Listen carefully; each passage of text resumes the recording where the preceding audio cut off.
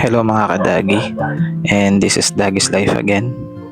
And for today's episode, hayaan yung bahagyan ko kayo ng daily devotion for today. And this comes with Matthew 11:28, which says, "Come to me, all you who are weary and burdened, and I will give you rest."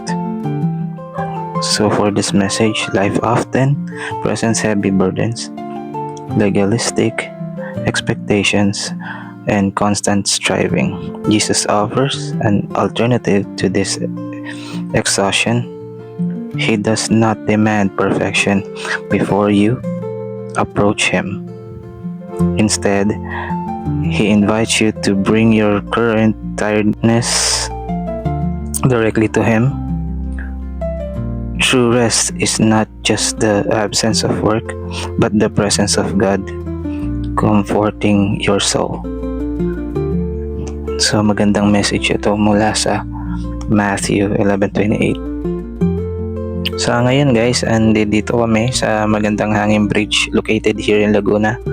And ang tawag dito ay Kalumpang Hangin Bridge or kilala bilang Malabo Kalantukan Hangin Bridge.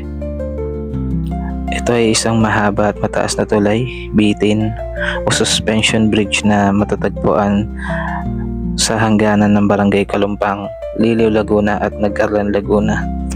Ito ay paboritong puntahan, lalo na ng mga siklista at turista dahil sa haba nitong umaabot na 200 meters at panapanabik na pag-uga habang ikaw ay naglalakad.